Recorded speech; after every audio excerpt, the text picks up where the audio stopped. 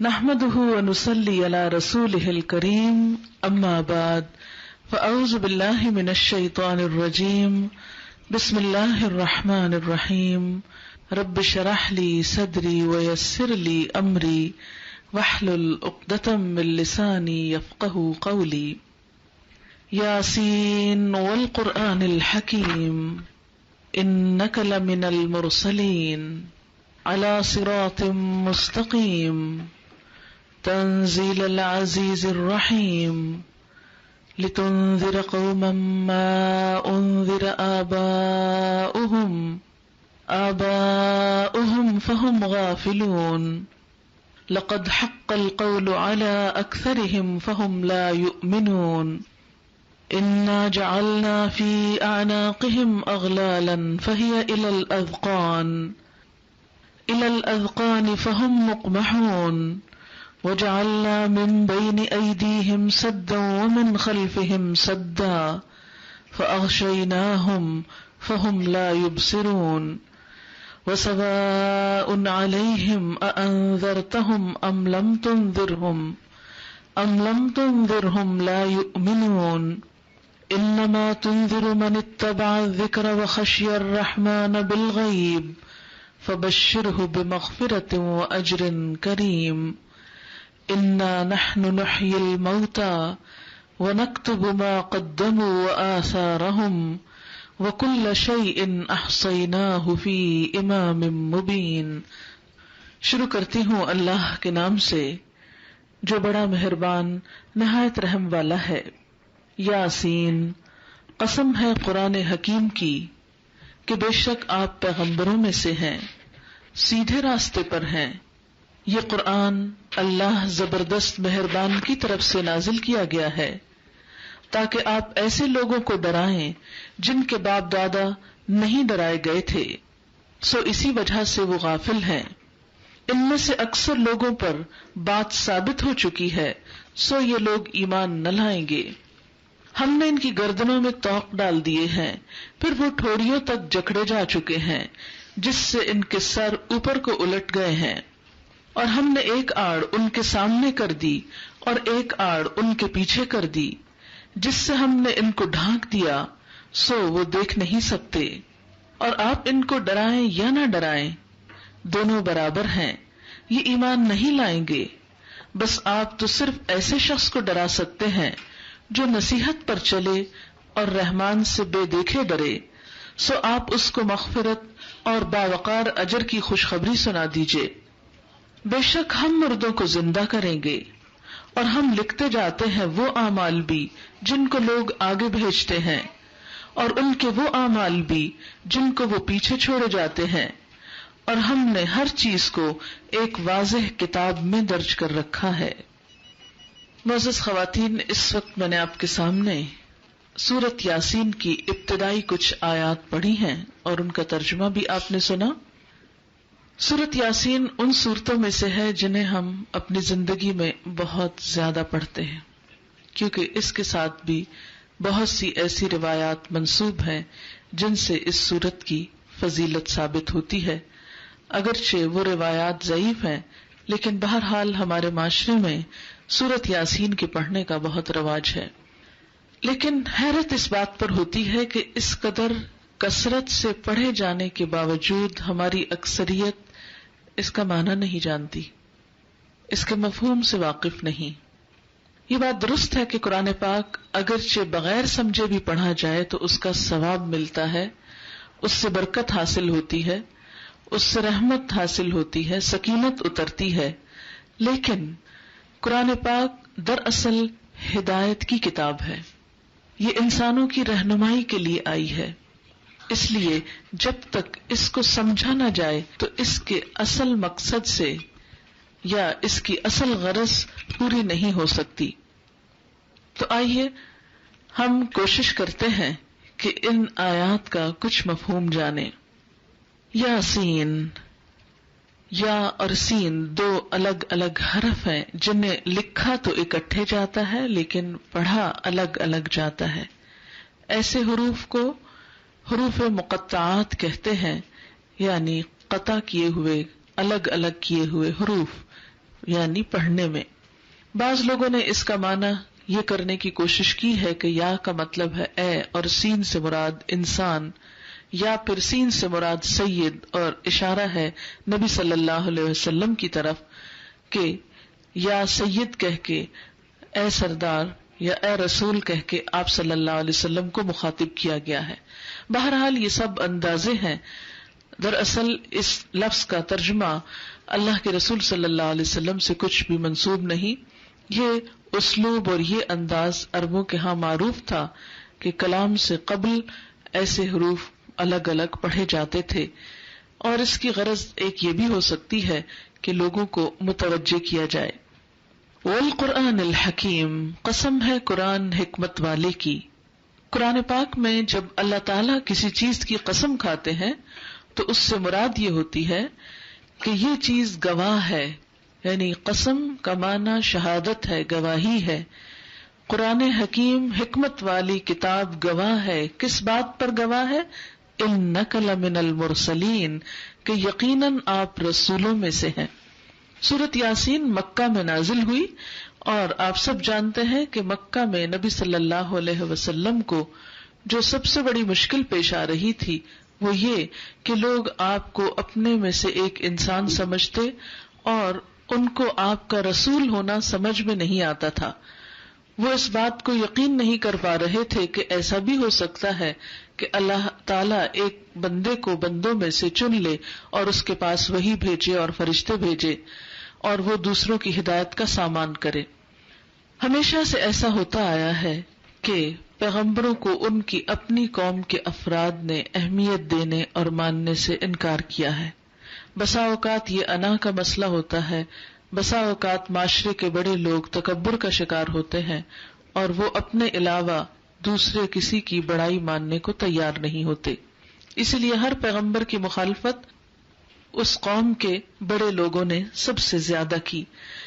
نبی صلی اللہ علیہ وسلم کی مخالفت میں بھی قریش مکہ پیش تھے اور وہ پوری طرح آپ کو جھٹلانے پر تلے ہوئے تھے، تو ایسے میں اللہ تعالیٰ نے آپ کی رسالت کی صداقت کی گواہی دی قرآن حکیم کو گواہ بنا کر کہ لوگوں اگر تم یہ جاننا چاہو کہ محمد صلی اللہ علیہ وسلم سچے رسول ہیں یا نہیں تو قرآن اٹھا کر دیکھ لو، کیا یہ کسی انسان کی کتاب نظر آتی ہے؟ اور آپ صلی اللہ علیہ وسلم کی رسالت کی یہ گواہی صرف اس دور کے لیے نہیں تھی، آج کے لیے بھی ہے۔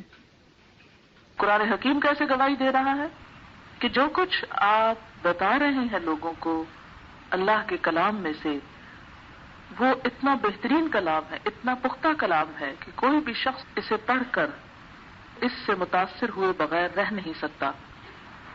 یہ انسانی کلام نہیں کہ اگر کوئی شخص یہ مان لے کہ یہ کلام عمدہ ہے تو اس کو اس بات کے ماننے میں بھی مشکل نہ رہے کہ یہ کلام پیش کرنے والا کوئی عام انسان نہیں، اللہ کا رسول ہے۔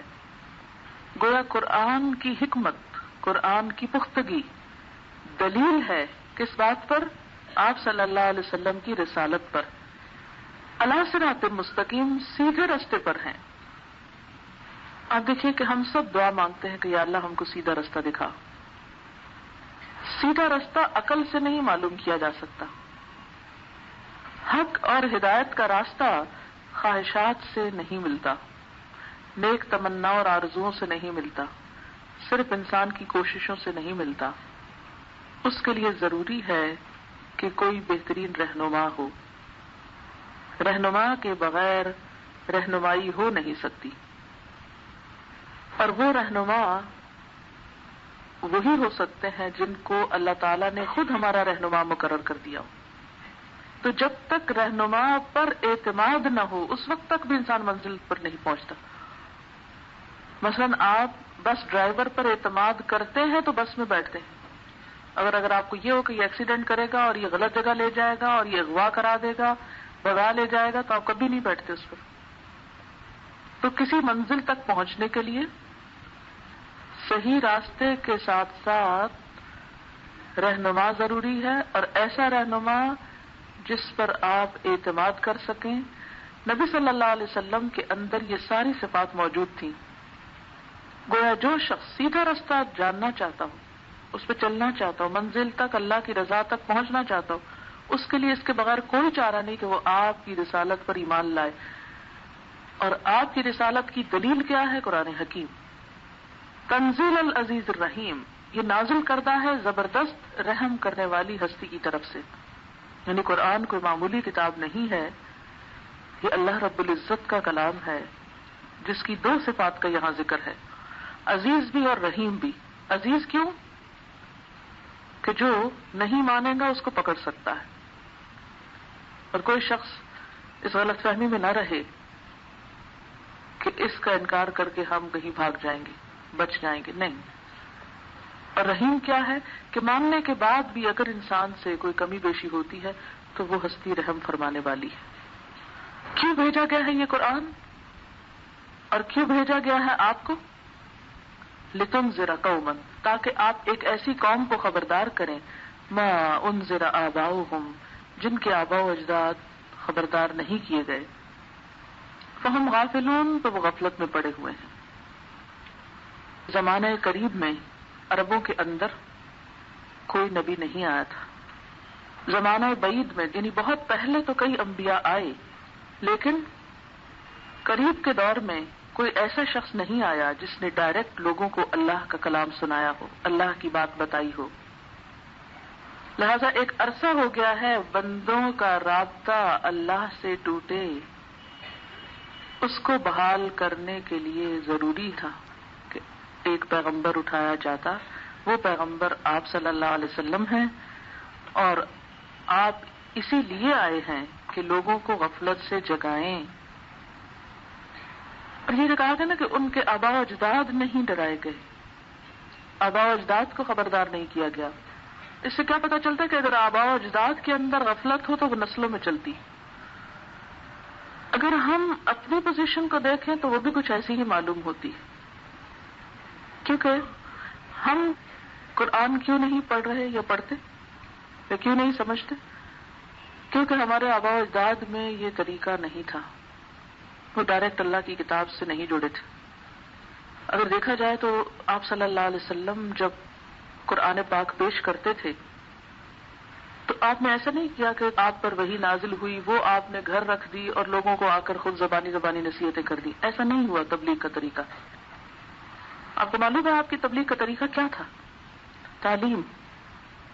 آپ لوگوں کو آیات پڑھ کے سناتے تھے، جیسے قرآن پاک میں آتا ہے یتلو علیہم آیاتنا، تلاوت آیات کرتے تھے، ڈائریکٹ ریڈ آؤٹ کرتے تھے لوگوں کے سامنے کہ اللہ نے یہ اتارا ہے تمہارے لیے. اچھا، صحابہ کرام کے اندر یہ سلسلہ جاری رہا، وہ آگے پڑھ کے سناتے، پھر آگے، اور باقاعدہ سلسلے بن گئے قرآن کو ایک سے دوسرے تک پہنچانے کے. حتیٰ کہ جب قرآن کتابی شکل میں آ گیا، یعنی پہلے تو کتاب کی شکل میں تھا ہی نہیں، سلسلہ ہی صرف پڑھ کے سنانے کا تھا، زبانی سنانے کا. لیکن پھر جب کتابی شکل میں آ گیا تو بھی یہ سلسلہ جاری رہا. لیکن جب سے امت مسلمہ میں زوال آیا ہے خاص طور پر، تو ہم دیکھتے ہیں کہ امت مسلمہ کا سلسلہ اللہ کی کتاب سے کمزور پڑ گیا.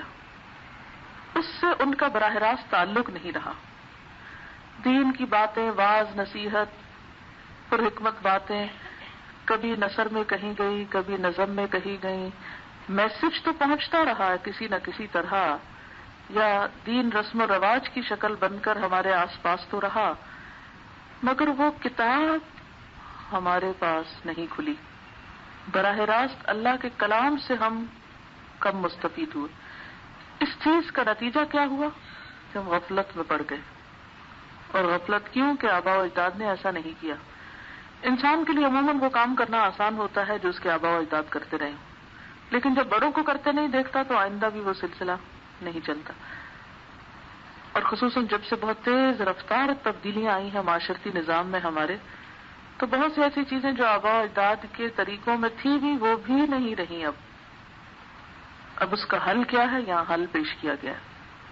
سورۃ فاطر میں آپ نے جو آیات پڑھی ہیں، فَمِنْهُمْ ظَالِمٌ لِّنَفْسِهِ وَمِنْهُمْ مُقْتَصِدٌ وَمِنْهُمْ سَابِقٌ بِالْخَيْرَاتِ، اور میں نے آپ سے یہ عرض کی تھی کہ ہم میں سے ہر ایک اپنے آپ کو کسی ایک گروہ میں رکھ کے دیکھے کہ ہم کہاں پڑھتے ہیں یا پڑھ رہے تھے پہلے. کہاں رکھے جا رہے ہیں، ہماری پلیسمنٹ کیا تھی اس میں. اس کا حل کیا ہے کہ اس کتاب کو کھولا جائے. یہ کھلے گی تو غفلتیں دور ہوں گی. یہاں واضح طور پہ بتا دی، کیونکہ ان کے آباء و اجداد خبردار نہیں کیے گئے تھے تو وہ غفلت میں پڑے ہوئے ہیں. لقد حق القول علی اکثر ہے. اس غفلت کی وجہ سے کیا ہوا، ان میں سے اکثر پر بات چسپاں ہو گئی. فہم لا یؤمنون، تو وہ ایمان نہیں لائیں گے. اکثر سے مراد یہاں کیا، ابو جہل ہے، عتبہ ہے، شیبہ ہے. ان کے اندر کیا تھا، تکبر تھا، لہذا یہ بات مان کر نہیں دیتے تھے. اور قول سے مراد یہاں فیصلہ عذاب ہے کہ ان کی قسمت میں ہی عذاب ہے، اس لیے یہ مان کر نہیں. اچھا، یہاں اس سے مطلب یہ نہیں ہے کہ اللہ تعالیٰ ایک فیصلہ سنا رہے ہیں چونکہ میں نے ان کے لیے جہنم لکھ دیا اس لیے ان کو ہدایت ہو ہی نہیں سکتی.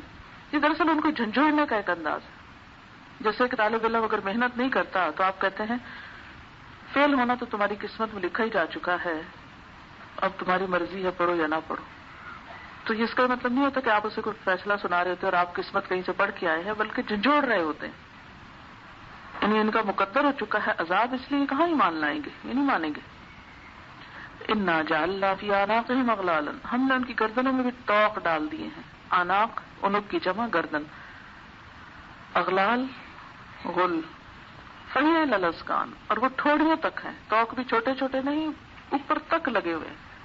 فہم مکمہون، تو وہ سر اٹھائے کھڑے، تکبر کے مارے اکڑے ہوئے، جھکتے ہی نہیں، سر جھکاتے ہی نہیں، سنتے ہی نہیں، غور ہی نہیں کرتے، کان لگاتے ہی نہیں. اس لیے جب کوئی شخص سنے ہی نہ، بات بلا کہاں سے اثر کر سکتی ہے. وجعلنا من بین ایدیہم سدا، اور ہم نے ایک دیوار ان کے آگے کھڑی کر رکھی. ومن خلفہم سدا، اور ایک ان کے پیچھے کھڑی کر رکھی. اگر اپنے آپ کو کسی ایسی جگہ پر تصور کیجئے کہ جہاں ایک دیوار آگے ہو اور ایک پیچھے ہو، یہ کس کیفیت کا نام ہے؟ ایک تنگی کی اور ایک بند جگہ پر قید ہونے کی، یا ایک کچھ نظر نہ آنے کی، کچھ پتہ نہیں. یہ بالکل قید خانے کی کیفیت ہے نا. تو جب کوئی شخص کسی قید خانے میں ہوتا ہے، جیل خانے میں ہوتا ہے، تو کیا ہوتا ہے، نہ اس کو کچھ آگے کا پتہ ہے نہ پیچھے کا پتہ ہے. وہ پوری دنیا سے بے خبر ہے، لا علم، بے خبر، کچھ پتہ نہیں.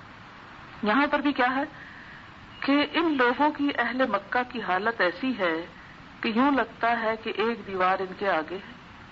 اور یہاں دیوار سے مراد کوئی حقیقی دیوار نہیں ہے، تعصب کی دیوار ہے جو انہیں سوچنے نہیں دے رہی اپنے مستقبل کے بارے میں. کون سے مستقبل؟ یعنی آخرت کے بارے میں. ان کی سوچ میں وہ وسعت اور گہرائی نہیں کہ یہ آگے کا سوچ سکے. پردے پڑے ہوئے ان کے سامنے، شعور سے عاری ہیں یہ لوگ، احساس سے خالی ہیں. اور ایک پیچھے انسان کا کیا ہوتا ہے، ماضی ہوتا ہے. تو یہ اپنے ماضی کی طرف سے بھی بالکل غافل ہے، بے خبر ہے. یہ پلٹ کے نہیں دیکھتے کہ کتنی یہ بستیاں برباد کر دی گئی تھی جنہوں نے اللہ کے رسولوں کی بات نہیں مانی. تو جب کوئی قوم نہ پچھلے واقعات سے سبق سیکھے اور نہ آنے والے حالات کی فکر کرے، ایسے لوگ وہی ہو سکتے ہیں جو پوری طرح بے حس ہوں اور وہ کوئی سبق نہ لیں، ان کو کوئی نصیحت اثر نہیں کرتی. اور پھر مزید کیا، فاغشیناہم، اوپر سے بھی ڈھانپ دیا ان کو. یعنی ایک ایسا کمرہ جس میں آپ کے چاروں طرف دیوار ہو اور دروازے بھی بند ہو، کھڑکیاں بھی بند ہو اور اوپر سے بھی چھت ہو، مکمل ڈارکنیس ہو جائے گی. یعنی یہ مکمل ڈارکنیس میں ہے. فہم لا یبصرون، اور جہاں مکمل ڈارکنیس ہوتی ہے وہاں کیا ہوتا ہے، وہ کچھ نہیں دیکھتے. اور اس کیفیت سے آپ روز گزرتے ہیں. مثلا لفٹ میں، یعنی جب آپ لفٹ میں اندر آ جاتے ہیں اور دروازہ بند ہو جاتا ہے، پھر کیا ہوتا ہے؟ اگر آپ نہ دیکھیں اس جگہ پر جہاں فلور کے نمبر بدلتے ہیں تو آپ کو خود نہیں پتا چلے گا کہ ہم اس وقت کس فلور تک پہنچ چکے ہیں اور کتنے فلور باقی. ہاں، جب آپ اپنی منزل میں پہنچتے ہیں، وہاں گھنٹی بجتی، پھر آپ کو احساس ہوتا ہے منزل آ گئی. فہم لا یبصرون، جب تک دروازہ نہیں کھلتا وہ نہیں دیکھ سکتے. اچھا، آپ دیکھیں جب لفٹ میں ہوتے ہیں آپ، تو اگر کوئی ماہر آپ کو بتاتا ہے کہ اب اتنے فلور گزر چکے ہیں، یا کہیں سے وہ پڑھتا ہے، یا کوئی بیچ میں بعض لفٹ میں اسپیکر لگا ہوا ہوتا ہے، وہ اناؤنسمنٹ ہو رہی ہوتی ہے، مثلا 4th فلور پہ آپ پہنچ گئے تو کیا ہوتا ہے 4، وہ بولتا ہے بیچ میں. تو اگر آپ سن رہے ہوں تو آپ کو پتہ چل جاتا ہے، چاہے لکھا ہوا نہ بھی پڑھیں، کہ 4th فلور ہے. بعض لفٹس میں کیا ہوتا ہے کہ بولتا تو کوئی نہیں لیکن نمبر آ جاتا ہے، وہ لائٹ جل جاتی ہے، کوئی بھی انڈیکیشن. اب اگر آپ دیکھ ہی نہیں رہے تو آپ کو کیسے پتہ چلے گا کہ کہاں پہنچے؟ مراد اس سے یہ کہ جو لوگ آنکھیں کھول کے نہ جئیں، غور و فکر نہ کریں، جو انسان بے شعور ہو کے زندگی بسر کرے، نہ غور و فکر کرے، نہ دیکھے، نہ سنے، نہ سمجھے، نہ کسی کی بات مانے، ایسا شخص مکمل ایک اندھیرے میں ہے اور وہ خود کو نقصان دینے والا ہے. وَسَوَاءٌ عَلَيْهِمْ، اور برابر ہے ان پر، أَأَنذَرْتَهُمْ، خواہ تم ان کو ڈراؤ، أَمْ لَمْ تُنذِرْهُمْ، یا نہ ڈراؤ، لَا يُؤْمِنُونَ، یہ نہیں مانیں گے. ایسے لوگوں پر پھر نصیحت بھی اثر نہیں کرتی. جو اندھیروں پہ راضی ہو جائے، اندھیروں کا عادی ہو جائے، وہ چھوٹی سی روشنی سے بھی اس کی آنکھیں چندھیا جاتی، وہ ان کو فیس نہیں کر سکتا. انما تنذر من اتبع الذکر، بے شک آپ ڈراتے ہیں اسی کو جو نصیحت کی پیروی کرے، جو نصیحت کو ماننا چاہے، نصیحت کو فالو کرے، نصیحت کا اتباع کرے. آپ تو اسی کو خبردار کر سکتے ہیں نا. اچھا، معاشرے کے اندر آپ دیکھیے کہ شاید آپ کے ساتھ بھی یہ واسطہ پیش آتا ہو کہ بہت سے لوگ آپ کو غلط سمجھتے ہیں کہ جو آپ کر رہے ہیں وہ غلط کر رہے ہیں، ہے نا کہ نہیں؟ اچھا، اب آپ جب ان کو بتانا چاہتے ہیں کہ بھائی ہم غلط نہیں کر رہے، یہ قرآن میں ایسے ہے، اور آپ ان کو کچھ سنانا چاہیں تو آگے سے کیا کرتے ہیں؟ سن کے نہیں دیتے. اب جو سن کے نہ دے اس کو آپ کیسے سمجھا سکتے ہیں؟ پھر آپ قرآن کھول کے ان کو دکھانا چاہتے ہیں، وہ دیکھ کے نہیں دیتے، وہ دیکھنا ہی نہیں چاہتے. کہتے کون سا ترجمہ لائے ہو آپ، کس کمپنی کا چھپا ہوا ہے، کس کا لکھا ہوا ہے؟ قرآن تو اللہ کی کتاب ہے، کسی کمپنی کی نہیں ہے، شکر ہے. لیکن وہ عربی نہیں پڑھنا چاہتے، عربی عبارت کو نہیں دیکھنا چاہتے. بھلا بتائیے کہ ایسے لوگوں کو کیسے سمجھا سکتے ہیں آپ، چاہے آپ کتنا بھی تڑپیں ان کے لیے. ایسی ہی ذہنیتوں کے بارے میں قرآن کہتا ہے وَسَوَاءٌ عَلَيْهِمْ أَأَنذَرْتَهُمْ أَمْ لَمْ تُنذِرْ، ان کے لیے برابر بات ہے، خواہ ان کو تم ڈراؤ نہ ڈراؤ، خبردار کرو نہ کرو، بتاؤ نہ بتاؤ، لا یؤمنون، وہ نہیں مانیں گے. کیونکہ ضد کا شکار ہوگا نا، جو ضد میں آ جائے وہ نہیں مانتا، چاہے حق بات ہی کیوں نہ اس کو بتائی جائے. کیوں؟ اس لیے کہ آپ تو اسی کو بتا سکتے جو نصیحت کی پیروی کرے. پیروی کیسے ہوتی ہے نصیحت کی؟ کوئی نصیحت آپ کو کر رہا ہے تو سب سے پہلے پیروی کیا ہوگی کہ آپ غور سے سنیں، اچھا ٹھیک ہے، سمجھنے کی کوشش کریں. پھر فوراً یہ سوچے کہ میں اب کیا کروں گا، مجھے کیا کرنا ہے، میرے لیے کیا حکم ہے، میرے لیے کیا راستہ ہے، کیا مشکل ہو سکتی ہے اس بات کو ماننے میں، کیا فائدہ ہو سکتا ہے. لہذا وہ شخص آپ کا ہم نوا ہو جائے گا. وَخَشِيَ الرَّحْمَنَ بِالْغَيْبِ، اور رحمان سے غائبانہ طور پہ ڈرے. اس شخص پر صحیح نصیحت اثر کرتی جو اللہ سے ڈرتا ہو، اور صرف سب کے سامنے بیٹھ کر نہیں بلکہ تنہائی میں بھی اس کے سامنے اپنے گناہوں کا اعتراف کر کے شرمندہ ہو، رو پڑے، توبہ استغفار کرے اور اپنی اصلاح کی کوشش کرے. فبشرہ بمغفرۃ واجر کریم، بس بشارت دو اس کو بخشش کی اور عزت والے اجر کی، یعنی قیامت کے دن اس کو جو ملے گا بہت ہی عمدہ طریقے سے، عمدہ اجر. کریم کا لفظی معنی عزت والا ہوتا ہے، کرم والا، لیکن مراد جب اجر کے لیے ہو تو عمدہ ترجمہ کر سکتے ہیں. تو یہاں پر اللہ تعالیٰ فرماتے ہیں انا نحن نحیی الموتى، یقیناً ہم زندہ کریں گے مردوں کو، تمہیں زندہ ہونا ہے، دوبارہ اٹھنا ہے، اور اس کے بعد تم کو جزا سزا ملنی ہے. اس کے لیے ہم کیا کر رہے ہیں؟ وَنَكْتُبُ، ہم لکھتے جا رہے ہیں، مَا قَدَّمُوا، جو کچھ یہ خود کر کے آگے بھیج رہے ہیں، وَآثَارَهُمْ، اور جو نشانیاں اپنے پیچھے چھوڑ کے جا رہے ہیں، جو اثرات پیچھے چھوڑ کے جا رہے ہیں، جو طریقے بعد میں آنے والوں کے لیے قائم کر کے چھوڑ رہے ہیں. وَكُلَّ شَيْءٍ، اور ہر چیز کو أَحْصَيْنَاهُ، ہم نے شمار کر رکھا ہے، ہم نے گن کر لکھ رکھا ہے، فی امام مبین، ایک کھلے رجسٹر میں، ایک بڑی کتاب میں ہم نے ایچ اینڈ ایوری تھنگ کو گن گن کے لکھا ہوا ہے. مثلاً گننا کیا ہے کہ ایک شخص نے اپنی ساری زندگی میں اتنے 100 یا اتنے 1000 جھوٹ بولے، ایک شخص نے اتنی دفعہ بیک بائٹنگ کی، یہ گنا جائے گا نا. اس شخص نے اتنی 100 نمازیں پڑھی، اس شخص نے اتنے روپے اتنے آنے صدقہ کیا، اتنی دفعہ یہ شخص مسکرایا، اتنی دفعہ اس نے دوسرے کو اپنے ہاتھ سے اذیت دی، اتنی دفعہ یہ کام کیا. یہ ہوتا ہے گننا. پوری کیلکولیشن سامنے پڑی، رجسٹر کھولیں گے، یہ عمل اتنی دفعہ فلاں فلاں ڈیٹ پہ اتنی دفعہ، یہ ہے ٹوٹل. یہ دیکھو، کل شیء احصیناہ فی امام مبین. اور آج تو ہم دیکھتے ہیں کہ ایک چھوٹی سی چپ پر پورے انسائکلوپیڈیاز آ رہے ہیں، آثار لکھے جاتے ہیں کہ تم ہر روز کتنے قدم چل کر یہاں تک پہنچتے ہو. یعنی نیکی کے کام میں یا بدی کے کام میں انسان کا ایک ایک قدم لکھا جاتا ہے کہ 10 قدم چل کے گیا یا 20 گیا یا 40 گیا یا 100 گیا، وہ سب بھی جمع ہوتے ہیں، کاؤنٹ ہوتے ہیں. اسی طرح کہیں پر بھی انسان کسی بھی نیت اور کسی بھی ارادے سے جو جاتا ہے وہ بھی اسی میں شامل ہو جاتا ہے. پھر آثار میں وہ چیزیں بھی شامل ہوتی ہیں کہ انسان کے مرنے کے بعد جو چیزیں باقی رہتی ہیں، یعنی ایک انسان کی لائف ٹائم میں جو کچھ ہوتا ہے وہ، اور آثار کیا ہوئے جو مرنے کے بعد اس کے لوگوں نے اس کو جس طرح بھی فالو کیا، اچھے یا برے معنوں میں. اس کے بارے میں کچھ احادیث میں آتا ہے، نبی صلی اللہ علیہ وسلم نے فرمایا کہ جب انسان فوت ہو جاتا ہے تو اس کے عمل کا سلسلہ ختم ہو جاتا ہے، یعنی ما قدم ہو تو ختم ہو جاتا ہے، سوائے 3 چیزوں کے. اور یہ 3 چیزیں پھر اس کے کیا ہو جاتی ہیں؟ ایک طرح سے آثار ہو جاتی. ایک علم جس سے لوگ فائدہ اٹھائیں، یعنی انسان اگر زندگی میں علم کی کوئی خدمت کرتا ہے تو جتنے لوگ اس کے مرنے کے بعد اس علم سے فائدہ اٹھاتے ہیں وہ بے شک قبر میں ہے، ان کتابوں کی رائلٹی اس کو وہاں پہنچتی رہتی ہے، اس کا بونس اس کو وہاں ملتا رہتا ہے کہ اتنے لوگوں نے پڑھ لی.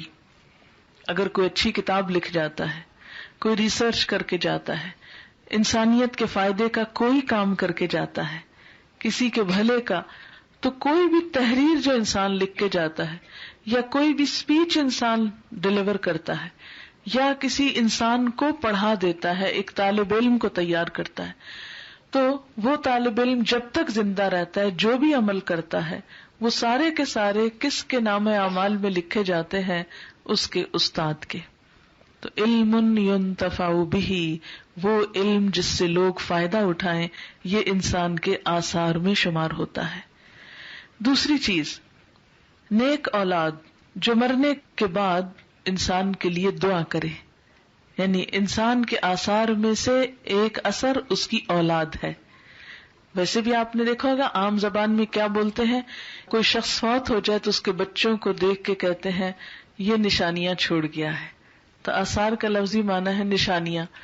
جیسے بچے ماں باپ کی نشانیاں ہوتے ہیں فزیکلی یا ان کی شکل و صورت لیے ہوئے ہوتے ہیں، اسی طرح ان کی جو تربیت ہوتی ہے وہ تربیت بھی ان کے نشان شمار ہوتے ہیں. مرنے کے بعد بچے جو بھی کریں گے، اچھا کریں گے یا برا کریں گے، وہ والدین کے حق میں لکھا جائے گا. نیک اولاد یا تو صدقہ جاریہ ہے، یا بری اولاد انسان کے لیے وبال جان ہے اگر انسان نے ان کی تربیت میں کوتاہی کی. ہم سب کو اس بات پر ضرور سوچنا چاہیے کہ ہم اپنے مرنے کے بعد اپنی اولاد کو کس حال میں چھوڑ کے جا رہے ہیں. کیا ہم نے ان کو دین پر باقی رکھا؟ کل اللہ تعالیٰ کو کیا جواب دیں گے کہ ہم نے اپنی نسلوں کے ساتھ کیا کیا، انہیں کیسا ماحول دیا، کیسی تعلیم دی، کیسی تربیت دی؟ کیا وہ دین پہ باقی رہے یا وہ معاشرے کی رو میں بہہ گئے؟ اسی لیے ماں باپ کی ذمہ داری بڑی ہے. اور تیسری چیز صدقہ جاریہ، یعنی ایسے رستے میں مال خرچ کرنا کہ جو مرنے کے بعد بھی اس کا اثر باقی رہے.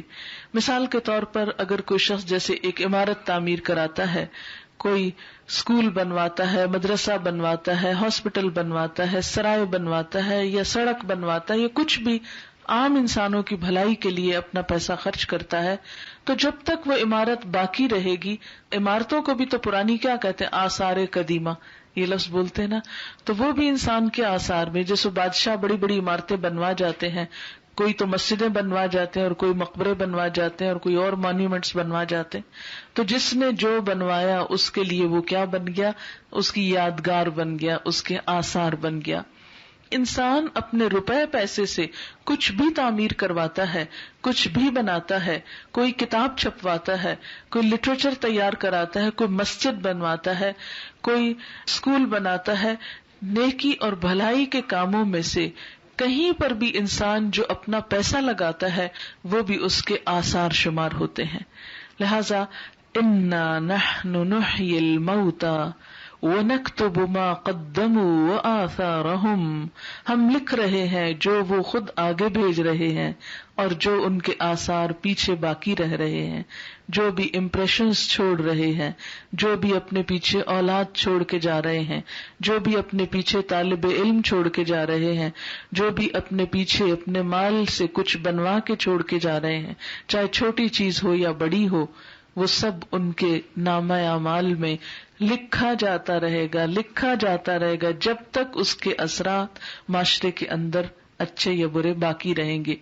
اسی طرح انسان جو رواج ڈالتا ہے، جو رسمیں ڈالتا ہے، جو نیکی کے کاموں کی ابتدا کرتا ہے، تو جتنے لوگ اس کے پیچھے وہ کام کرتے ہیں اس کا صلہ بھی ابتدا کرنے والے کو ساتھ ساتھ ملتا ہے. ایک تو یہ ہوتا ہے کہ جو انسان کرتا ہے اس کو تو ملتا ہی ہے، لیکن جس نے ابتدا کیا اور جس کو دیکھ کر آپ کاپی کر رہے ہیں، تو جو بھی اس کا سبب بنا، اس کی ابتدا جس نے کی، اس کے لیے ساتھ ساتھ اس کا اجر ہے. اس پر بھی حدیث پاک ہے، نبی صلی اللہ علیہ وسلم نے فرمایا، جس نے اسلام میں کوئی نیک طریقہ جاری کیا، یعنی کسی نیکی کے کام کی آغاز کر دیا، لوگوں کو اس کی طرف توجہ دلائی، اس کے لیے اس کا اجر بھی ہے، یعنی اس وقتی کام کا بھی اجر ہے اور اس کا بھی جو اس کے بعد اس پر عمل کرے گا. یعنی اگر بعد میں کچھ لوگ اس روایت کو لے کے چلتے رہے تو جتنے لوگ اس روایت کو لے کے چلیں گے شروع کرنے والے کو ان سب کے کیے برابر اجر ملے گا، بغیر اس کے کہ ان میں سے کسی کے اجر میں کمی ہو.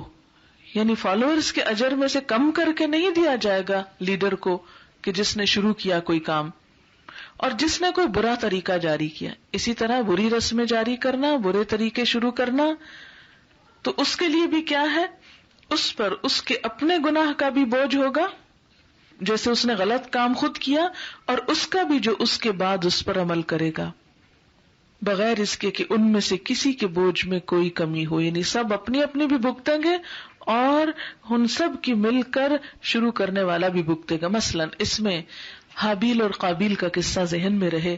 قابیل نے حابیل کو قتل کیا جو پہلا انسانی قتل تھا، اور اس کے بعد کیا لکھا گیا قابیل کے نامہ اعمال میں؟ صرف بھائی کا قتل نہیں، بلکہ دنیا میں قیامت تک جتنے بھی قتل ہوں گے ان سب کا جو گناہ ہے وہ قاتلوں کو تو ملے گا ہی، لیکن ایک حصہ اس کا قابیل کو بھی جائے گا، کیونکہ اس نے اس کی ابتدا کی تھی. تو جو شخص کسی برائی کا آغاز کرنے والا ہوتا ہے، کسی غلط کام کو شروع کرنے والا ہوتا ہے، اس کو دیکھ کر جتنے لوگ کرتے ہیں، کیونکہ انسانوں کے اندر یہ عادت بہت ہے، سبھی کرتے ہیں ہم کیوں نہ کر لیں، یہ بات عام طور پہ ہوتی ہے نا. ہم غلط کام بعض اوقات کیوں کرتے؟ اس لیے کہ اور لوگ کر رہے ہیں. تو جن کو دیکھ کے آپ کریں گے ان کو بھی ساتھ سزا ملے گی، اور کرنے والے کو تو خیر جو برا کرے اس کا نتیجہ برا ہی ہوتا ہے. یہ تو نہیں ہو سکتا آپ گندم بوئیں اور چاول کاٹیں، جو بوتے ہیں وہی کاٹا کرتے ہیں. جو برا کرے اس کو اچھا انعام تو نہیں ملے گا، اس کا نتیجہ ویسا ہی اس کے سامنے آئے گا. اس لیے ہمیں اپنے اعمال کے بارے میں ایک طرف تو کانشیس ہونا ہے، وقتی طور پر بھی اچھے کام کرنے ہیں، لیکن ساتھ ساتھ ان کاموں کی بھی فکر کرنا ہے کہ جو ہمارے دنیا سے جانے کے بعد باقی رہ جائیں، وہ روایتیں بن جائیں، وہ اچھے کام کی شروعات ہو جائیں کہ جس کے بعد وہ انسان کے لیے نامہ اعمال میں اضافے کا سبب ہو. ہمیں ایسے کاموں کا حریص رہنا چاہیے، ایسے کاموں کی تلاش میں رہنا چاہیے کہ ہمارے ذریعے سے کوئی اچھا کام شروع ہو، تاکہ جتنے لوگ وہ اچھا کام کرے ان کا ثواب بھی ہمیں ملے. ہو سکتا ہے کہ ہمارے اپنے عمل اتنے بہت اچھے نہ ہوں، بہت زیادہ نہ ہوں. بعض اوقات ایسا ہوتا ہے کہ زندگی تھوڑی سی ہوتی ہے، موقع نہیں ملتا، مصروفیتیں ایسی ہوتی ہیں کہ انسان کے پاس اتنا ٹائم نہیں ہوتا کہ بہت لمبی چوڑی عبادتیں کر سکے.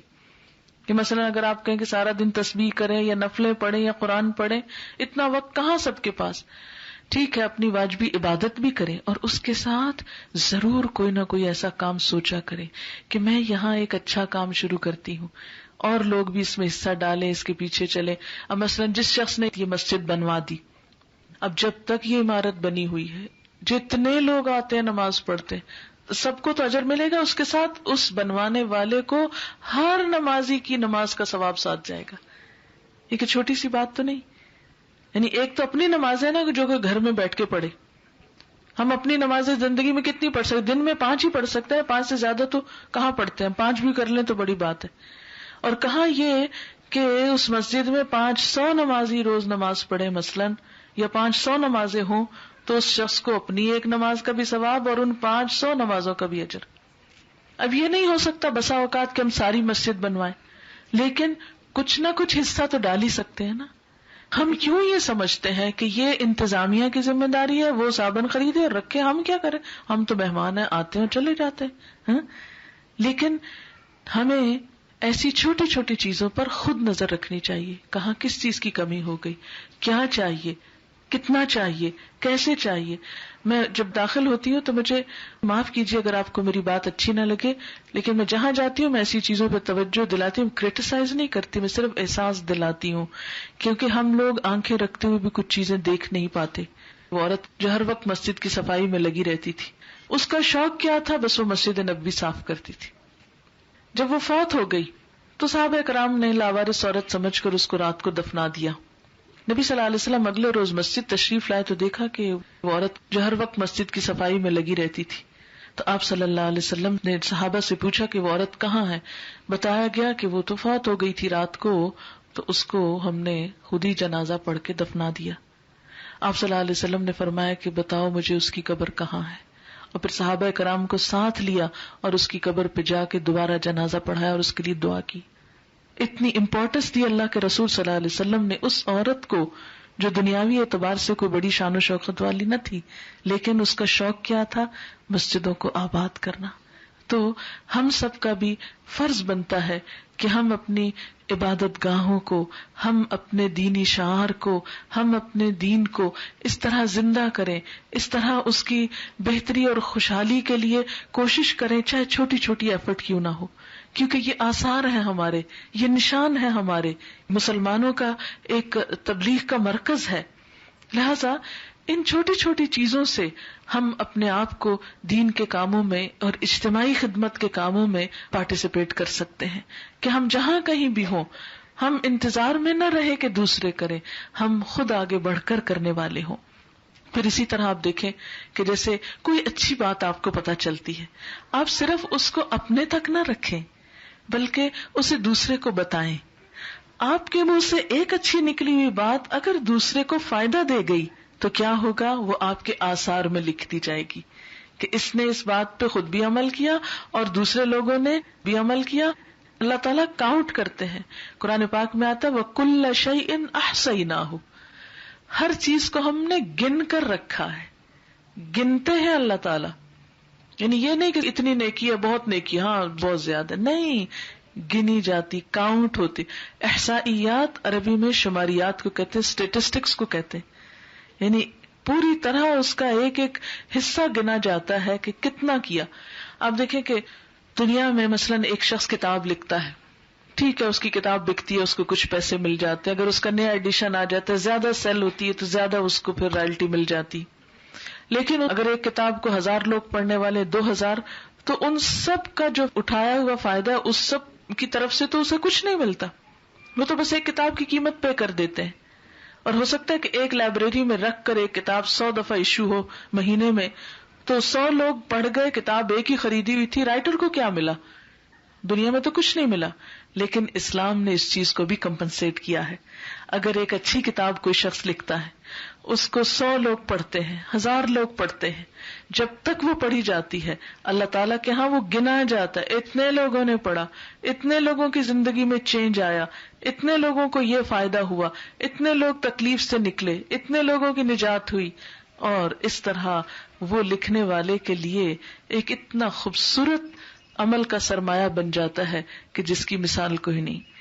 تو ہم سب کو اس بات کا ہی صرف نہیں حریص ہونا کہ ہم خود ذکر کر لیں. اگر آپ کو کوئی اچھی چیز خود یاد ہے تو کیوں نہیں اپنے بچوں کو سکھاتے، کیوں نہیں اپنے دوستوں کو سکھاتے، کیوں نہیں راہ بتاتے. حدیث پاک میں آتا ہے الدال علی الخیر کفاعلہ، نیکی کے کام کی طرف دلالت کرنے والا، راستہ دکھانے والا ایسا ہی ہے جیسا اس کو کرنے والا.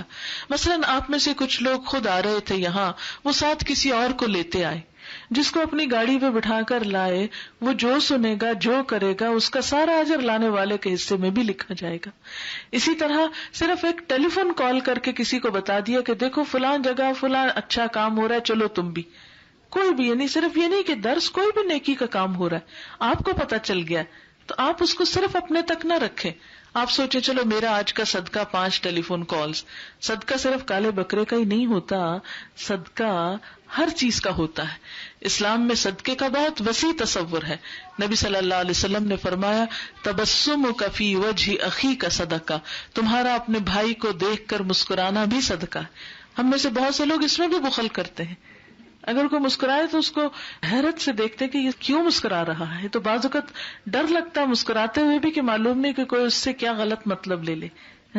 حالانکہ آپ صلی اللہ علیہ وسلم سے بڑھ کر مسکرانے والا کوئی نہیں تھا، ہر وقت مسکرایا کرتے تھے. اسی طرح کسی کو رستہ دکھا دینا کہ یہاں سیدھے چلے جاؤ پھر دائیں مڑ جانا، یہ بات بھی صدقہ ہے. درخت لگانا بھی صدقہ ہے. کسی کو جو نہیں سنتا اس کو اونچا سنانا بھی صدقہ ہے. کسی کو اپنی سواری پہ سوار کرانا بھی صدقہ ہے. یہ ساری چیزیں جو ہے انسان کے صدقے میں شمار ہوتی ہیں. یہ صدقہ کہ ایک دفعہ پہیا چل پڑا تو چلتا ہی چلا جائے گا، ایک دفعہ لگ گیا باغ تو بس اس کے پھل آتے ہی چلے جائیں گے، کہ جو پھر رکتا نہیں. تو زندگی کے جو ہمارے پرسنل عمل ہوتے ہیں نا وہ تو 1% ہوتے ہیں، اور باقی زیادہ ہمارے آثاری ہوتے ہیں، وہ ملٹی پلائی ہوتے ہیں. اسی طرح اگر ہم کوئی غلط کام سے بیڈ بہیویئر ہے تو اس کا کیا ہوگا کہ جتنا زیادہ ہماری وجہ سے لوگ پریشان ہوں گے، دین سے متنفر ہوں گے، دین سے بھاگیں گے، وہ سارا بھی ہمارے نامہ اعمال میں لکھا جائے گا. یہ شخص لوگوں کو اللہ کے دین سے بھگانے والا تھا. اسے دیکھ کر لوگ خدا کے دین سے خوف کھائے. اگر ہم یہاں رہتے ہوئے کوئی ایسی حرکت کرتے ہیں کہ جس سے دین اسلام بدنام ہوتا ہے تو جتنی بدنامی ہماری وجہ سے ہوگی وہ سب ہم سے پوچھو گی کہ تم نے ایسا کام کیوں کیا تھا کہ جس کی وجہ سے لوگ دین سے دور ہوئے تھے، تم نے دوسروں کی ہدایت کا راستہ بند کر دیا تھا. اس لیے مسلمان معاشرے میں بھی بہت کانشیس ہو کے جینا چاہیے، لیکن خاص طور پر نان مسلمز کے بیچ میں بہت زیادہ کانشیس ہونے کی ضرورت ہے کہ ہمارے اعمال سے دوسروں کو بیڈ امپریشن نہ ملے، اسلام کا راستہ نہ رکے اور لوگ دین سے دور نہ بھاگے. یعنی کوئی دھوکہ، فریب، فراڈ اور ایسے عمل کے جس سے اسلام کی غلط پکچر ہو. آپ دیکھیں کہ آج کے دور میں تبلیغ کرنا کیوں مشکل ہو رہا ہے، ہمارے اعمال کی وجہ سے نا. مشکل یہ ہو رہی ہے کہ ہم چاہے زبان سے 100 تبلیغ کریں، لیکن جب تک ہمارے عمل نہیں سنوریں گے، ہم مضبوط کیریکٹر کے مسلمان نہیں بنیں گے، اس وقت تک لوگ ہم سے متاثر نہیں ہوں گے. ہم اگر یہ چاہتے ہیں کہ زمین پہ اللہ کے نمائندے بن کر جیئیں اور ہماری وجہ سے ہمارے دین کو فائدہ پہنچے اور اس کا ریٹرن پھر آپ ہی کو ملے گا، آپ کی انویسٹمنٹ آپ ہی کو فائدہ دے گی قیامت کے دن، کہ اتنا ہی زیادہ اجر آپ سمیٹے ہوئے ہوں گے. تو اس کے لیے ضروری ہے کہ ہم اسلام کی اچھی اگزامپلز پیش کریں. وَاضْرِبْ لَهُمْ مَثَلًا أَصْحَابَ الْقَرْيَةِ إِذْ جَاءَهَا الْمُرْسَلُونَ إِذْ أَرْسَلْنَا إِلَيْهِمُ اثْنَيْنِ فَكَذَّبُوهُمَا فَعَزَّزْنَا بِثَالِثٍ فَقَالُوا إِنَّا إِلَيْكُمْ مُرْسَلُونَ. اور آپ ان کے سامنے ایک مثال ایک بستی والوں کی بیان کیجیے جبکہ اس بستی میں کئی رسول آئے. کوئی ایک بستی ہے، اس کی ایک کہانی اب سنائی جائے گی. کہ اس میں اللہ نے ہدایت کے لیے کئی رسول بھیجے. جب ہم نے ان کے پاس 2 کو بھیجا سو ان لوگوں نے دونوں کو جھٹلا دیا. پھر ہم نے تیسرے سے تائید کی. 2 رسول بھیجے، دونوں کو نہیں مانے. اللہ تعالیٰ نے ایک تیسرا بھیجا جو ان کی مدد کے لیے تھا، تینوں کو جھٹلا دیا. انہوں نے کہا ہم تمہارے پاس رسول بنا کے بھیجے گئے ہیں. بستی والوں نے کہا تم ہم جیسے ہی تو انسان ہو، تم کہاں سے رسول بن کے آ گئے؟ اور رحمان نے کچھ بھی نہیں اتارا، تم تو محض جھوٹ بولتے. ان کی رسالت کو جھٹلا دیا. وہ کہنے لگے ہمارا رب جانتا ہے کہ ہم تمہاری طرف رسول بنا کر بھیجے گئے ہیں. یعنی اور کوئی نہیں اگر گواہی دیتا تو اللہ کو تو پتا ہے جس نے ہم کو بھیجا. یہ ایک بہت خوبصورت جملہ ہے. جب سب لوگ آپ کو جھوٹا قرار دیں تو اس میں جو چیز انسان کو اطمینان دیتی ہے کہ میرا رب تو جانتا ہے کہ میں سچ کہہ رہی ہوں. اور ایسا انسان پھر کسی بھی وقت سچائی کا ساتھ نہیں چھوڑتا. یہ نہیں کہ لوگوں سے متاثر ہو کے انسان یہ کہ اگر سب کہہ رہے ہیں ایک بات غلط تو ان کے ہاں یہ غلط نہیں. جو سچ ہے وہ سچ ہے، اگر کوئی بھی نہیں اس کو مانتا نہ مانے، اللہ تو مانتا ہے. یعنی خدا نخواستہ زندگی میں ایسا موڑ آ جائے کہ حق بات کو آپ کے سوا کوئی بھی نہ ماننے سننے کو تیار ہو تو بھی حق کو نہیں چھوڑنا، اس پہ اللہ کی گواہی کافی ہے. اور ہم پر صاف صاف پیغام پہنچانے کے سوا کوئی ذمہ داری نہیں. بستی والے کہنے لگے کہ ہم تو تم کو بڑا منحوس سمجھتے، جب سے تم آئے ہو بس جھگڑے ہی پڑ گئے، بحثیں ہی شروع ہو گئی، ہمارا تو چین ہی اٹھ گیا. ہم اچھے بھلے رہ رہے تھے. عام طور پر ریلیجس لوگوں کو اس طرح بلیم بھی کیا جاتا ہے، یہ آ کے نئے نئے جھگڑے اٹھاتے ہیں. اچھے بھلے آرام سے رہ رہے تھے، جب نہیں پتا تھا اگنورینس از اے بلیسنگ، پتا نہیں تو آرام میں تھے، مزے میں تھے، اور یہ اب روز ایک نیا مسئلہ سنتے ہیں، کنفیوژن کریٹ ہوتی ہیں. لَإِن لَّمْ تَنْتَهُوا، اگر تم باز نہ آئے، لَنَرْجُمَنَّكُمْ، ہم تم کو سنسار کر دیں گے، پتھر مار کے ہلاک کر دیں گے. وَلَيَمَسَّنَّكُم مِّنَّا عَذَابٌ أَلِيمٌ، اور ضرور تم کو ہماری طرف سے دردناک عذاب پہنچے گا. قَالُوا طَائِرُكُم مَّعَكُمْ، کہنے لگے تمہاری نحوست تو تمہارے اپنے ساتھ لگی ہوئی ہے. اَإِن ذُكِّرْتُمْ، اس وجہ سے ہم کو منحوس کہتے ہو کہ ہم تم کو نصیحت کر رہے ہیں. بل انتم قوم مسرفون، بلکہ تم خود ہی حد سے بڑے ہوئے لوگ ہو. ابھی یہ بحثیں چل ہی رہی تھی. وجاء من اقصى المدینۃ رجل، شہر کے دور دراز حصے سے ایک شخص دوڑتا ہوا آیا. قال یا قوم، کہنے لگا اے میری قوم کے لوگو، اتبعوا المرسلین، رسولوں کی بات مان لو. اتبعوا، بات مانو ان کی. من لا یسألکم اجرا، جو تم سے کوئی اجر نہیں مانگ رہے، کوئی صلہ نہیں مانگتے. ان کی سچائی کی یہی دلیل ہے کہ یہ کسی غرض سے نہیں آئے. وہم مہتدون، اور وہ ہدایت یافتہ بھی ہیں. وما لی لا اعبد الذی فطرنی، اور مجھے کیا ہے کہ میں اس ذات کی عبادت نہ کروں جس نے مجھ کو پیدا کیا ہے، اس ہستی کو کیوں نہ میں مانوں جس نے مجھے بنایا ہے. وإلیہ ترجعون، اور اسی کی طرف تم سب بھی لوٹائے جاؤ گے.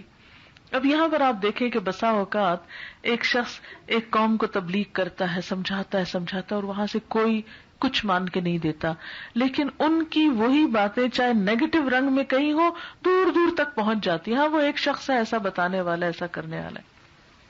ایسا کہ کچھ عرصہ پہلے ایک اخبار نے انٹرویو کیا میرا، اور اس میں کچھ ایسی چیزیں جو میں نے کہی نہیں تھی بے وجہ میرے نام سے منسوب کر دی، اور کچھ نیگیٹو امپریشن اس میں دیا کہ جو کچھ یہ کر رہی ہیں اس سے کچھ فائدہ نہیں، اور اس طرح کی باتیں. تو ہماری ایک اسٹوڈنٹ ہے، وہ کہتی ہے کہ میں بہت عرصے سے ریلکٹنٹ تھی کہ میں یہاں پر پڑھنے کے لیے آؤں یا نہ آؤں. جس دن کہتی ہے کہ وہ میں نے انٹرویو پڑھا اور وہ نیگیٹو تھا، اسی دن میں نے ڈیسیژن لیا کہ میں نے یہاں ضرور پڑھنا ہے. اور آپ یقین کریں کہ وہ آئیں لیٹ، لیکن وہ نیکی اور خیر کے کاموں میں سب سے آگے نکل گئی. جتنا کام وہ کر رہی ہیں ادارے کے لیے اتنا ان سے پہلے کے لوگوں نے نہیں کیا. تو بعض اوقات ایسا ہوتا ہے کہ سامنے کے لوگ سن بھی رہے ہیں، نہیں مانتے، لیکن انڈائریکٹلی کسی اور تک بات بسا اوقات نیگیٹو طریقے سے بھی پہنچتی ہے، مگر اللہ تعالیٰ کو جب کسی کی ہدایت منظور ہو تو وہی سبب بن جاتا ہے. اس شخص نے ڈائریکٹ پیغمبروں کی بات نہیں سنی، دور بیٹھے کچھ باتیں سنی کہ اس طرح کچھ لوگ ہیں وہ یہ بتاتے ہیں، لوگ نہیں مانتے، ان کی تعلیمات یہ ہیں. تو اس کو سمجھ میں آ گئی کہ اچھا وہ اللہ کی طرف بلاتے ہیں، اللہ کی عبادت کا کہتے ہیں، تو کیوں نہ عبادت کریں اللہ کی. اللہ نے تو ہم کو پیدا کیا، سب سے بڑا حق تو اس کا ہے ہم پر. یہ چھوٹی سی بات اس کی سمجھ میں آ گئی، اور وہ دوڑتا ہوا آیا اور ایمان لے آیا، اور لوگوں کو بھی ساتھ مل کے تبلیغ کرنے لگا کہ تم بھی مان جاؤ. اور پھر کہنے لگا اتخذ من دونہ آلہہ، اس کو چھوڑ کے دوسروں کو الہ بنا لوں؟ اگر رحمان نے انہیں نقصان دینے کا کچھ ارادہ کیا، لا تغنی انی شفاعتہم شیئا، تو ان سب کی سفارش مجھے بچا نہ سکے گی، میرے کام نہ آئے گی، ولا ینقذونی، اور نہ مجھے بچا سکے گی، انی اذا لفی ضلال مبین، تب تو میں کھلی گمراہی میں مبتلا ہو جاؤں گا۔ انی آمنت بربکم فاسمعون، میں اپنے رب پہ ایمان لے آیا، تم سب سن لو، تم نہیں مانتے نہ مانو، میں ایمان لے آیا۔ اس نے علل اعلان اپنے ایمان کا اظہار کیا، اور پھر کیا ہوا؟ جو ہی ایمان کا اس نے دعویٰ کیا، اس کو مار دیا گیا، اسے شہید کر دیا گیا، اس نے اپنی جان کی بھی پرواہ نہیں کی۔ اللہ تعالیٰ نے اسی وقت اس کو جنت میں داخل کر دیا، قیل ادخل الجنہ، کہہ دیا گیا اور جنت میں داخل ہو جاؤ، اس لیے کہ شہید کے لیے شہادت کے بعد کوئی چیز جنت میں جانے میں رکاوٹ نہیں ہوتی۔ قال یا لیت قومی یعلمون، وہاں پہنچ کے کہنے لگا کاش میری قوم کو پتا چل جائے۔ آپ صلی اللہ علیہ وسلم نے اس شخص کے بارے میں کہا تھا کہ یہ کیسا شخص تھا جس نے جیتے جی اور مر کر اپنی قوم کی خیر خواہی کی۔ جب زندہ تھا تو لوگوں کو کہتا ہے مان جاؤ پیغمبروں کی بات، یہ خیر خواہی کی بات تھی، اسی میں تمہارا فائدہ ہے، اور شہید ہو کے جب جنت میں پہنچا تو وہاں جا کے پھر کہتا ہے کاش میری قوم کو پتا چل جائے کہ یہی حق ہے۔ یعنی یہ اصل خیر خواہی ہے کہ جو مار بھی ڈالے اس کا بھی بھلا سوچا جائے۔ یعنی چھوٹی موٹی بات پہ تو بھلا سوچنا ہی ہے کہ تکلیف پہنچنے پہ انسان صبر کرے، یہاں تو خیر خواہی کا حال یہ ہے کہ جنہوں نے مارا ان کے لیے پھر تڑپ رہا ہے کاش ان کو بھی ہدایت ہو جائے۔ ایسے لوگ ہوتے ہیں جو سچے خیر خواہ ہوتے ہیں انسانیت کے، ایسے ہی لوگوں کے درجات بلند ہوتے ہیں۔ اب دیکھیں دور بیٹھا ہے، کہیں کوئی بڑے عمل نہیں کیے، لگتا ہے نہ کوئی نماز پڑھی نہ کچھ، ابھی صرف ایمان ہی لایا تھا کہ اس کو مار دیا گیا۔ تو آپ دیکھیں کہ یہ چیز صرف وہ جو ڈکلریشن تھی ایمان کی وہ اس کو جنت میں لے جانے کا سبب بن گئی۔ تو اللہ تعالیٰ یہ نہیں دیکھتا کہ ڈھیر کس کے پاس ہے، اللہ تعالیٰ یہ دیکھتا ہے کہ تھوڑا بھی ہے تو کوالٹی کس کے پاس ہے، سچائی کس کے پاس ہے۔ کاش ہمارے ایمان میں بھی سچائی اور خلوص پیدا ہو جائے، ہم اندر اور باہر سے ایک ہو جائیں تاکہ ہماری بات میں بھی اثر ہو جائے۔ اس کے بعد کیا ہوا؟ کہتا کاش میری قوم جان لیتی، میرے رب نے مجھے کس بنا پہ معاف کر دیا اور مجھے باعزت لوگوں میں شامل کر دیا ہے، میں کہاں اور یہ اتنے معزز لوگ شہید کہاں کہ جنت میں جو پہلے سے موجود تھے، مجھے تو ان کی کمپنی اور صحبت مل گئی۔ پھر اللہ تعالیٰ فرماتے وما انزلنا علی قومہ من بعدہ من جند من السماء، اس کے بعد اس قوم پر ہم نے کوئی بہت بڑا آسمان سے لشکر نہیں اتارا بدلہ لینے کے لیے، وما کننا منزلین، اور ہم اتارنے والے بھی نہ تھے، ضرورت ہی نہیں تھی۔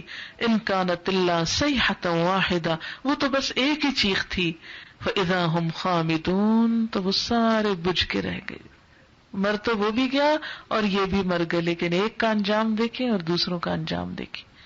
ماننے اور نہ ماننے میں چھوٹا سا فرق ہے لیکن انجام میں بہت بڑا فرق ہے۔ یا حسرتن علی العباد، افسوس بندوں کے حال پر، ما یاتیہم من رسول، نہیں آتا ان کے پاس کوئی رسول، الا کانوا بہ یستہزئون، مگر وہ اس کا مذاق ہی اڑاتے رہتے ہیں۔ بندوں کا حال تو یہ ہے کہ جو ان کی خیر خواہی اور بھلائی کی بات لے کر آتا ہے وہ الٹا اسی کے اندر نقص نکالتے ہیں، اس پہ ہی ہنستے ہیں اور اس کا مذاق اڑاتے ہیں۔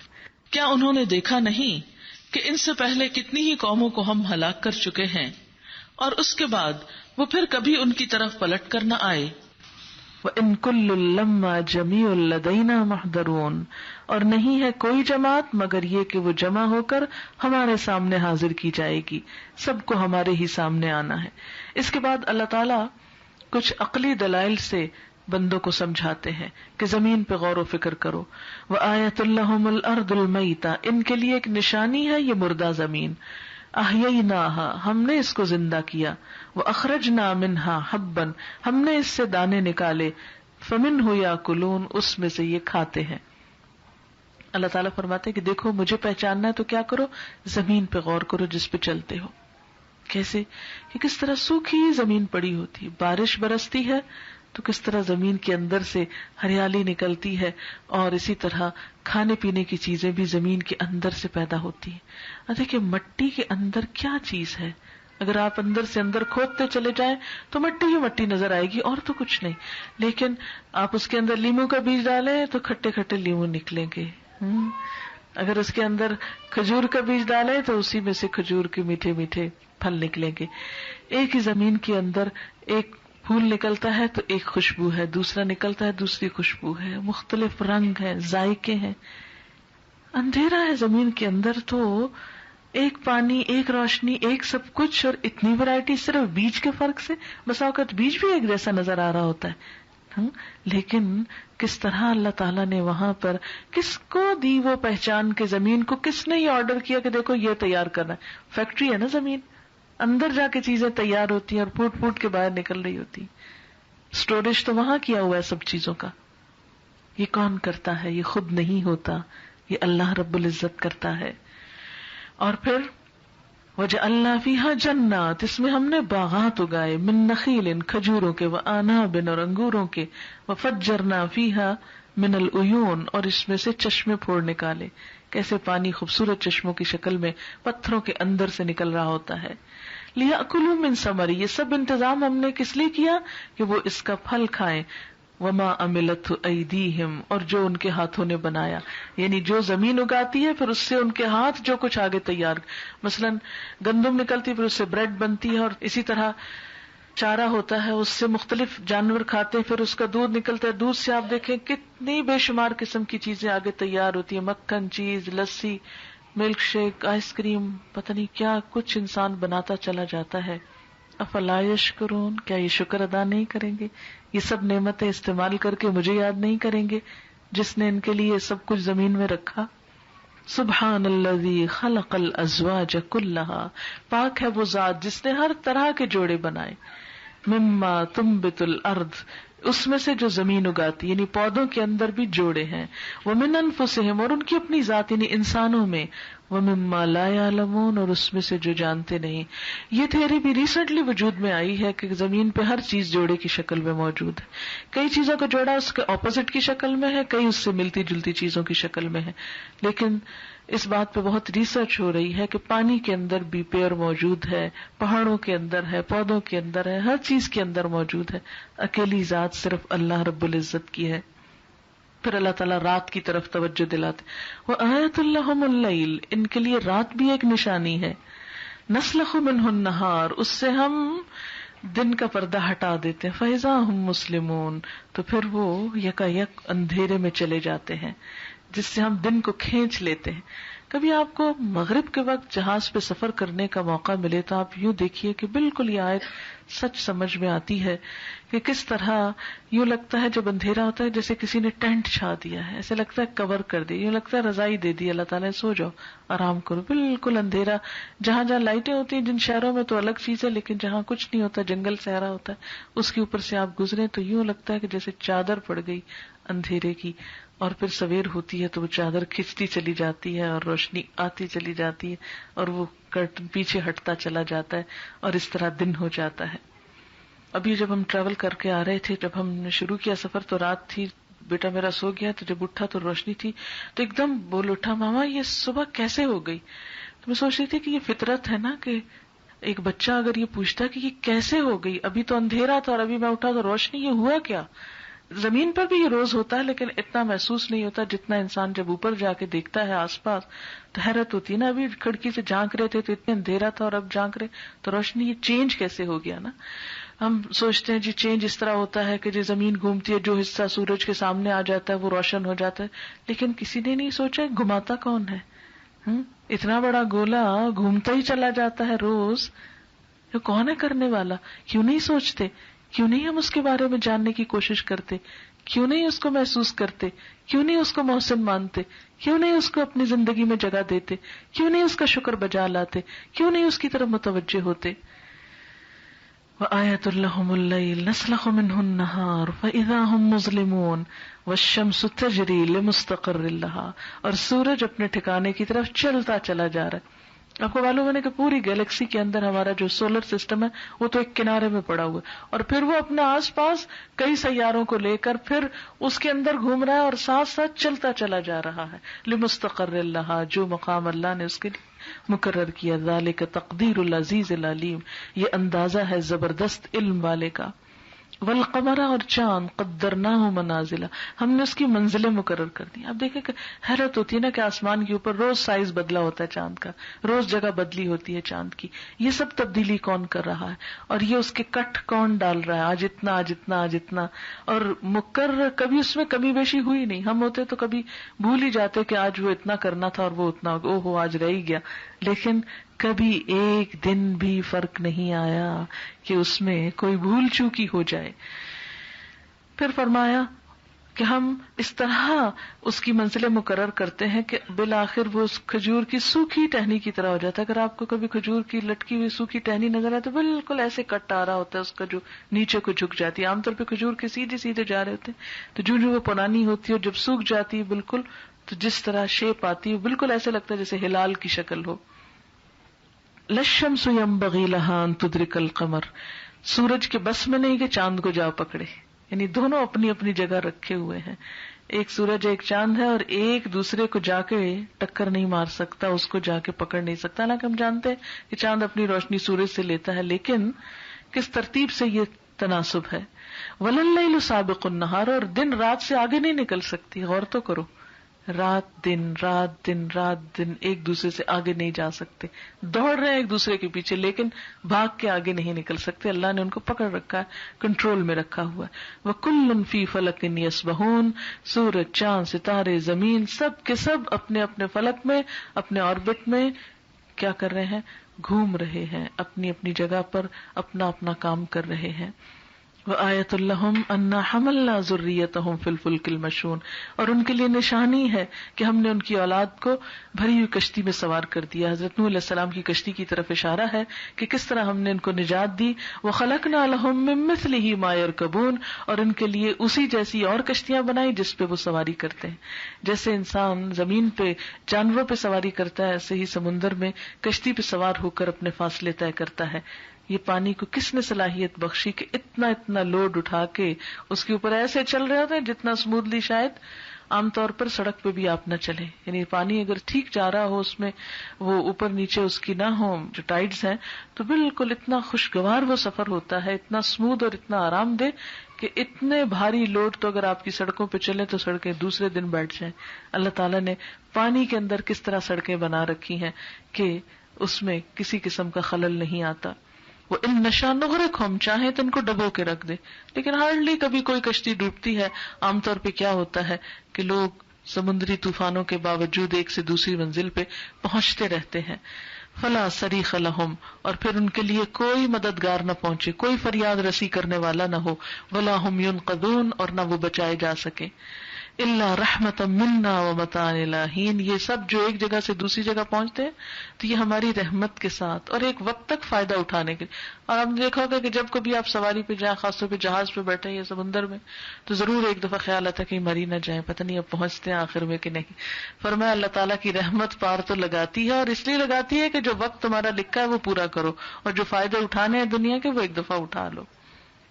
وَإِذَا قِيلَ لَهُمُ اتَّقُوا مَا بَيْنَ أَيْدِيكُمْ وَمَا خَلْفَكُمْ لَعَلَّكُمْ تُرْحَمُونَ، اور جب کبھی ان سے کہا جاتا ہے کہ اگلے پچھلے گناہوں سے بچو تاکہ تم پہ رحم کیا جائے. وَمَا تَأْتِيهِم مِّنْ آيَةٍ مِّنْ آيَاتِ رَبِّهِمْ إِلَّا كَانُوا عَنْهَا مُعْرِضِينَ، اور ان کے پاس ان کے رب کی نشانیوں میں سے کوئی نشانی ایسی نہیں آتی کہ جس سے یہ بے رخی نہ برتتے ہوں. یعنی اللہ تعالیٰ انسان کو سمجھانے کے لیے وقتاً فوقتاً ایسی چیزیں ضرور انسان کے سامنے لاتا رہتا ہے جس سے انسان کو ہدایت ہو، لیکن عام طور پر انسان اس سے فائدہ نہیں اٹھاتا. وَإِذَا قِيلَ لَهُمْ أَنفِقُوا مِمَّا رَزَقَكُمُ اللَّهُ قَالَ الَّذِينَ كَفَرُوا لِلَّذِينَ آمَنُوا أَنُطْعِمُ مَن لَّوْ يَشَاءُ اللَّهُ أَطْعَمَهُ إِنْ أَنتُمْ إِلَّا فِي ضَلَالٍ مُّبِينٍ. جب ان سے کہا جاتا ہے خرچ کرو اس میں سے جو اللہ نے تم کو رزق دیا، تو وہ لوگ جنہوں نے کفر کیا ان لوگوں سے جو ایمان لائے کہتے ہیں کیا ہم ان کو کھلائیں جنہیں اللہ چاہتا خود کھلا دیتا. اگر خدا موجود ہے تو یہ ایسا تو نہ ہوتا، وہ خود ہی کھلا دیتا ہے ان کو، ہم کیوں کھلائیں؟ تم تو بالکل ہی بہک گئے ہو. وَيَقُولُونَ مَتَىٰ هَٰذَا الْوَعْدُ، جب قیامت کی بات کی جاتی ہے تو یہ نہیں پوچھتے کہ قیامت کیا ہے، کیسی ہے، کیوں آئے گی، پوچھتے ہیں آئے گی کب. یہ بالکل irrelevant question ہے، اس سے کیا فرق پڑتا ہے وہ آ جائے یا 1000 سال کے بعد آئے.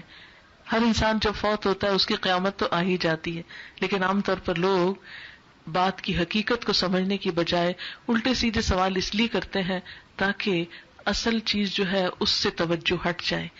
تو ان لوگوں کا بھی طریقہ کار یہی تھا.